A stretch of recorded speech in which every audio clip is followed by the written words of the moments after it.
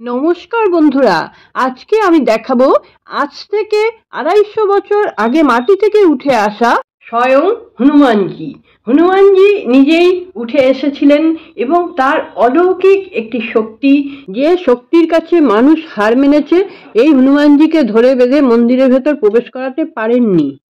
কারণ ইনি মাটি থেকে উঠে এসেছেন, প্রকৃতির মধ্যেই থাকতে অভ্যস্ত, সেই কারণেই হয়তো ওনার মন্দিরের ভেতরে প্রবেশ হয়নি।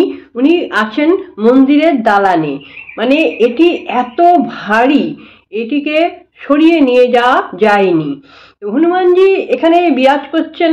আমি আজকে আপনাদের এই হনুমানজির মূর্তি দেখাতে চলেছি। দেখুন আপনারা, হনুমানজি মানে কেউ করেনি, মাটি থেকে উঠে এসেছিলেন ঠিক এইভাবেই ২৫০ বছর আগে। এই বাড়ি করার সময়, এই বাড়ির বয়স প্রায় ২৫০ বছর।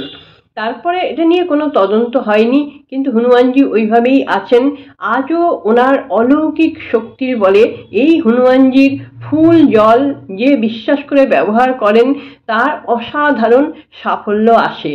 কিন্তু এই মন্দিরের কোনো প্রচার নেই, কোনো সেরকম সেবা নেই, জাঁকজমক নেই, একেবারে অরিজিনাল প্রকৃতির মধ্যে রয়েছেন।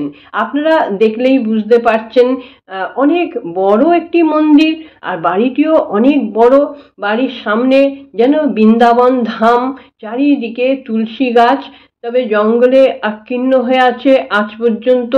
এই হনুমানজি কোনো প্রচার চাননি, তবে ওনাকে যে শ্রদ্ধা করে, ভক্তি করে পুজো দিয়ে আসেন এবং তার কাছে মানত করে আসেন বা ফুল জল নিয়ে আসেন, তার অভূতপূর্ব লাভ হয়।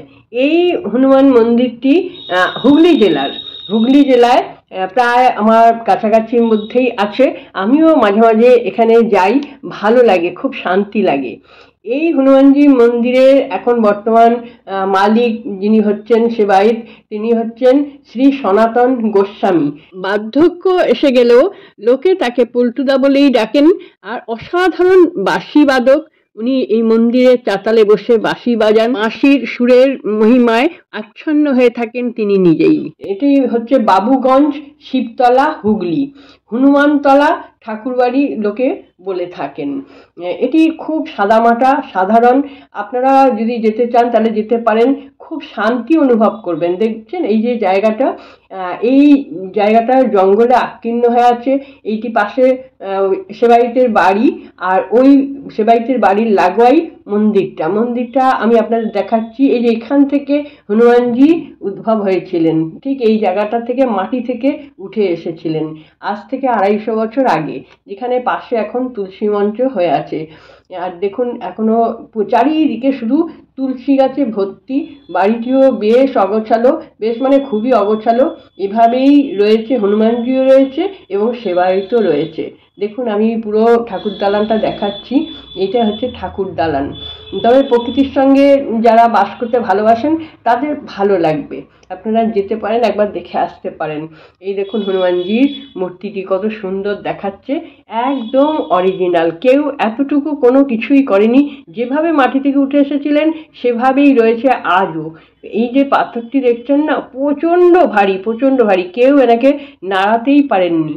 ওই জন্য উনি দালানে আছে আজ পর্যন্ত। বন্ধুরা দেখুন, আপনাদের ভালো লাগছে না? কোনো আর্টিফিশিয়াল নয়, কিন্তু সম্পূর্ণ পাথরের। আর এভাবেই উনি উঠে এসেছিলেন, এভাবেই আজও মন্দিরের দালানে বিরাজ করছেন। মন্দিরের সেবায়িত যতখানি পারেন সেরকমভাবেই তিনি তার মতন করে সেবা দেন এই দালানে এসে। আর মন্দিরের ভেতর তো অজস্র ঠাকুর দেবতা আছেন, অনেক গোপাল আছেন, অনেক নারায়ণজি আছেন। তো যেরকম সম্ভব সেরকম পুজো দেন। অনেকে মানত করে যান, মন্দির থেকে ফুল জল নিয়ে যান। এই ফুল জলেই কিন্তু অসাধারণ কাজ হয়, যদি অবশ্য তাদের বিশ্বাস থাকে।